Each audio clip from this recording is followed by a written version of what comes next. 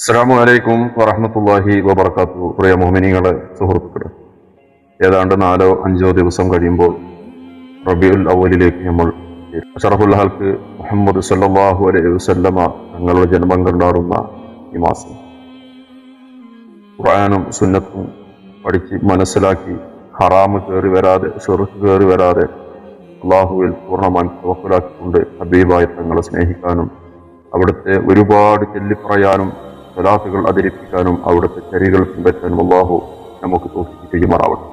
ഓരോ വർഷവും നബിദിനം വരുമ്പോൾ മാത്രം നബി സല്ലല്ലാഹു അലൈഹി വസല്ലം ഓർക്കുന്നതിലല്ല പ്രാധാന്യം. സദാസമയം ദിക്റുകളിലും സ്വലാത്തുകളിലും അള്ളാഹുവിനും അള്ളാഹുവിന്റെ റസൂലിനെ ഓർത്തുകൊണ്ട് തഖ്വയിൽ ജീവിക്കുന്ന, അള്ളാഹുവിനെ ഭയപ്പെട്ട് ജീവിക്കുന്ന ഒരു സാഹചര്യമാണ് നമ്മുടെ ജീവിതത്തിൽ നമ്മൾ ഉണ്ടാക്കിയെടുക്കുന്നത്. അള്ളാഹു തൗഫീഖ് ചെയ്യട്ടെ. സല്ലല്ലാഹു അലൈഹി വസല്ലമയുടെ കുടുംബജീവിതം നമ്മെ വലിയൊരു പാഠമാണ്. മക്കളെ നഷ്ടപ്പെട്ടപ്പോൾ അവിടുന്ന് സല്ലല്ലാഹു അലൈഹി വസല്ലമ അതിയായ ദുഃഖം അനുഭവിച്ചിട്ടുണ്ട്. എന്നാൽ അള്ളാഹുവിന്റെ വിധിയിൽ ക്ഷമ പാലിച്ചു. സല്ലല്ലാഹു അലൈഹി വസല്ലമയുടെ മക്കൾ 7 മക്കളാണ്. 3 ആൺമക്കളും 4 പെൺകുട്ടികളുമാണ്. ആദ്യം ഖാസിം റളിയല്ലാഹു അൻഹു, മാതാവ് ഖദീജ ബിബി റളിയല്ലാഹു അൻഹ ബാല്യം തന്നെ മക്കയിൽ വെച്ച് മരണപ്പെട്ടു.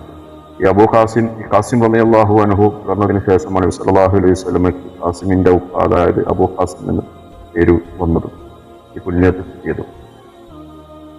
സൈനബ് ബിന്ത് മുഹമ്മദ് ഖദീജ ബിബി റളിയല്ലാഹു അൻഹ ഹിജ്റ 8-ാം വർഷം മദീനയിൽ മരണപ്പെട്ടു. റുഖയ്യ ബിന്ത് മുഹമ്മദ്, മാതാവ് ഖദീജ റളിയല്ലാഹു അൻഹ ഹിജ്റ 2-ാം വർഷം ബദർ യുദ്ധ സമയത്ത് മരണപ്പെട്ടു.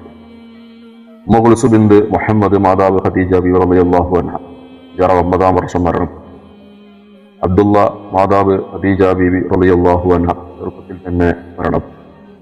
ഇബ്രാഹിം എന്ന ഒരു മകനും, മാതാവ് മാരിയ അൽ ഖിബ്തിയ ഈജിപ്തുകാരി ആയിരുന്നു. ഏകദേശം 16-18 മാസം പ്രായമുള്ളപ്പോൾ ഹിജ്റ 10-ാം വർഷം മരണപ്പെട്ടു.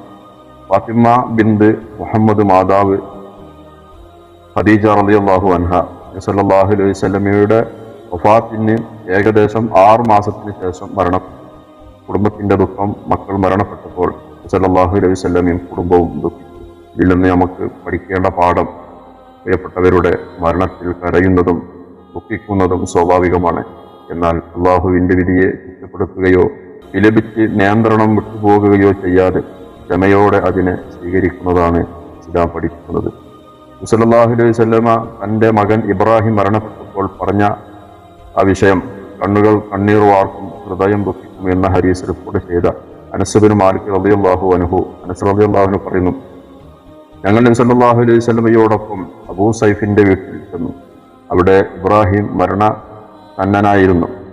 സല്ലല്ലാഹു അലൈഹി വസല്ലം അദ്ദേഹത്തെ എടുത്ത് ചുംബിക്കുകയും ചേർത്ത് പിടിക്കുകയും ചെയ്തു. പിന്നീട് ഇബ്രാഹിം മരണപ്പെട്ടപ്പോൾ സല്ലല്ലാഹു അലൈഹി വസല്ലമയുടെ കണ്ണുകളിൽ നിന്ന് കണ്ണീർ ഒഴുകി. അപ്പോൾ അബ്ദുറഹ്മാൻ ഇബ്നു ഔഫ് റളിയല്ലാഹു അൻഹു ചോദിച്ചു, അല്ലാഹുവിന്റെ ദൂതരെ, താങ്കളും കരയുന്നുവോ?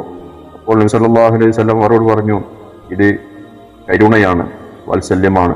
ശേഷം അവിടെ നബി സല്ലല്ലാഹു അലൈഹി വസല്ലം പറഞ്ഞു, കണ്ണുകൾ കണ്ണീർ വാക്കും, ഹൃദയം ദുഃഖിക്കും. എന്നാൽ നമ്മുടെ രക്ഷിതാവിനെ സാധിപ്പിക്കുന്ന വാക്കുകൾ മാത്രമേ നമ്മൾ